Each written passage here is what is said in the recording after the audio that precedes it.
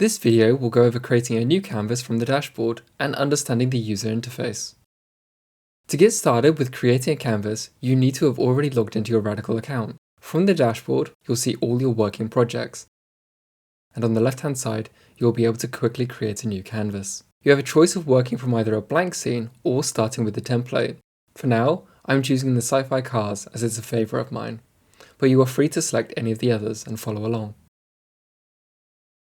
Now that we're in the canvas, let's quickly go over the interface. The middle of the interface is our display window. This is where you'll be viewing all of your content and placing your assets, cameras, and characters. The top left on the RADiCAL icon allows you to edit and adjust any file components, including creating a backup copy, renaming, and reopening the tooltips. At the bottom, we have links to additional tutorials as well as our community Discord server for troubleshooting and support from the team. At the top middle, you have your general transform controls.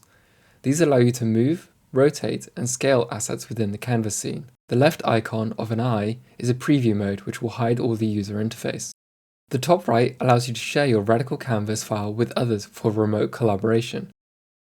You can share it via email or copy a URL link to give to people. Any collaborators within the scene will be displayed next to the share button.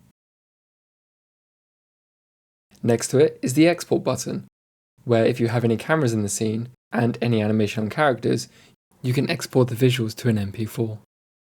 Below is the eye icon, allowing you to adjust approximate settings of everything within Canvas, such as enabling and disabling post-processing, labels of any characters or live actors within the scene, the 3D grid, and additional collaborative POVs, and character joints. It will also display your FPS of the scene. The higher the number, the better performance and quality you will get. Next to the settings, you have the option of enabling full screen for uninterrupted work. Below is the 3D widget. This will give you a general orientation of the 3D space, such as knowing the positive values for the X, Y, Z axis, or vertical, horizontal, and depth planes. You can also snap the camera to orthographic viewpoints. We are positive Y up and positive X and Z for horizontal planes. The left-hand side of the interface are the flyout tabs for your outliner, properties, environment, cameras, asset, characters, and animation. We'll cover these in more depth per tutorial. At the very bottom of the interface is the timeline, which is used for animation playback or scrubbing through your animations. When characters are added to the scene, their names will appear, as well as any animations that you've applied to them. Above the timeline is a quick action bar. This is context sensitive and appears when you select an asset, character, or camera within the scene. As the name implies, quick actions have some of the most common per asset interactions which you might need, such as accessing the properties, deleting, cloning, focusing, snap to ground, and unselecting. If you have multiple characters, you can replace the character while preserving the animation timeline. If you have any cameras, you can change the lens type as well as pilot the camera directly from this bar. If you have multiple cameras within the scene, you can cycle through them with the camera widget which appears below the transform controls. Now, let's see how we move through our canvas.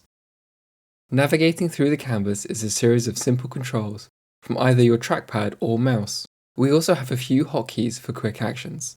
These are the same for both Windows and Mac. These controls are pseudo-industry standard and are common across other 3D softwares. You can orbit with the left mouse button held down,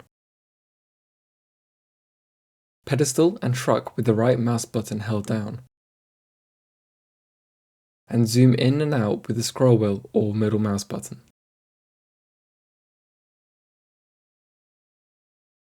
To select an object, simply click on it with the left mouse button. For transform controls, move to alter the position of the 3D asset in space, which is hotkeyed with W. Rotate to spin the assets, which is hotkeyed with E. And scale to size up or down the asset, which is hotkeyed with R. With the asset selected, this will bring up the specific asset controls through the UI widget at the bottom of the screen. There you can see the name of the asset, you can open up the Properties tab, you can delete the asset from the scene, which is hotkeyed with backspace, Ctrl Z to undo, clone the asset, which is hotkeyed with Ctrl D for Windows or Command D for Mac,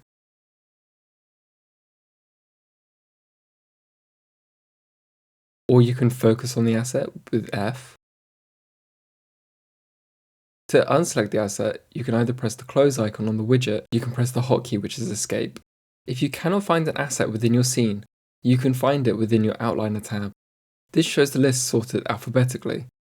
Next to the asset name, you have the option of focusing, locking the asset so it can't be moved, or showcasing a full list of actions, including rename.